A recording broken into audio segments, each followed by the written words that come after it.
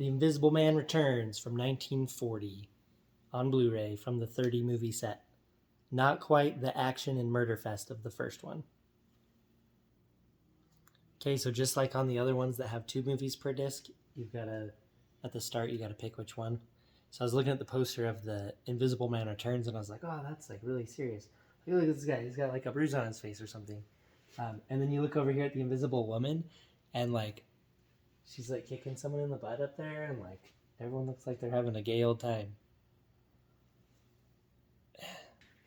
Anyway, my point is that this one looks more like it's going to be a comedy, whereas this one's not a murder and action fest, but more like a mystery, kind of like The Fugitive. Look at these cool opening credits.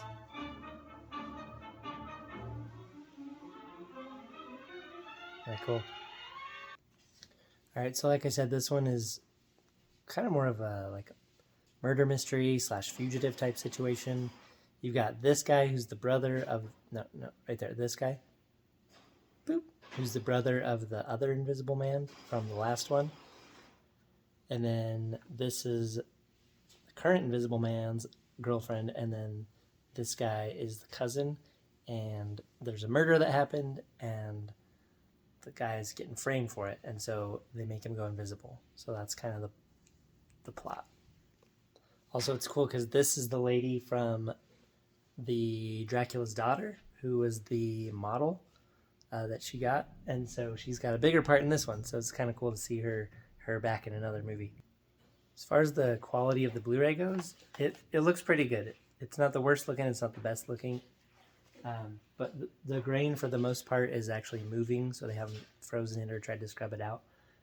Also, you can see a lot of fine details, like look at there's like a little face on this little armchair thing, so there's a lot of good fine details, but it's limited by the fact that it's a Blu-ray, not a 4K. And then the blacks look pretty good. And then in the lighter parts, you can see the more globby grain. So it's okay. There wasn't like a ton of damage or anything on the film. And then as far as the sound on the Blu-ray goes, it's also okay. It's a DTS HD Master Audio 2.0 again. Yep, it's a 2.0, and it's okay. So it's adequate. So this is the first time he's going to start taking off his mask type stuff. And I really like this effect, how they make the head look hollow, so you can see through his eyes. That's awesome. Okay, so here is my quote for this movie that I thought was awesome. So this cop guy's kind of on their trail, and he calls up to the hire to tell him what's going on, and they don't want him to take off his clothes, because if he's to take off his clothes, he's invisible. So this is what the guy says. So they tell him not to take off his clothes, or let him take off his clothes. And he goes, take off his clothes? He won't do that. There's a lady with him. It's like, okay. So here's some awesome stop motion here. He basically captures this guy because he knows that this guy knows who did the murder. But look at that awesome stop motion animation right there. Just ties him up. Okay, so this part is both funny and sad.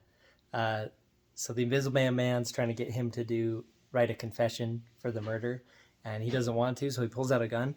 Watch how he shoots. I don't know how to describe it. Like he's trying to throw it like that. Here he goes again. Look at that. This guy should not carry a gun. All right, so this is a big chief guy, police guy, and he is pretty much on to the fact that he's invisible. So he knows that he's visible in rain and in smoke. And watch this. Ah! That's so cool. That is such a cool effect. Okay, so like in the first movie, the guy starts to go a little bit crazy, and he starts talking about how he's going to have worshipers, and everyone's basically going to think he's the coolest. So at this point, you're just like, oh, I think he's going crazy, and he's going to start killing people. But mostly he just stays kind of on the mischief level and trying to solve the mystery, so kind of bothering the people that are part of it. So he ends up taking one of these guys' gas masks right there, haha, so that he can get out of there. But there's a part where he basically, yeah, I'm gonna pause it, where he's following someone with a gun, and you can see the strings holding it on the top and the bottom, so the gun won't be just swinging like this, so that it will be moving along steadily. It's really cool, very clever. I'd love to see exactly how they did that. Uh, but here is a bonus quote again from another cop in the movie talking to another guy. He says, "Just between you and me, I'll have to see him before I believe he's invisible." Nice guy. Uh, and there's a really cool stunt that I want to show you. Okay, so a little bit of context for the stunt. So the Invisible Man and the guy that he thinks did the murder are basically fighting in these coal car things as they're moving up to get dumped, and so the stunt's coming up. But first, there's a shot that honestly I think is George Lucas took it straight from this movie and put it in Star Wars Episode 2 Attack of the Clones in one of the dumbest scenes, in the scene where they're in like the big droid factory with all the smelting pots and everything. When Padme gets stuck in one of the bucket things, and then the little lava molten stuff comes in there, and it teases you a few times because it shows her look up and then it shows the thing open and the lava come out. And they basically do the exact same thing right here, because you know that the guy is inside of the cart going up there, and then they show like right here, and they show one without a person in it dump. And so I think George Lucas maybe took that for episode 2. Anyway, check out this stunt. This is a huge fall.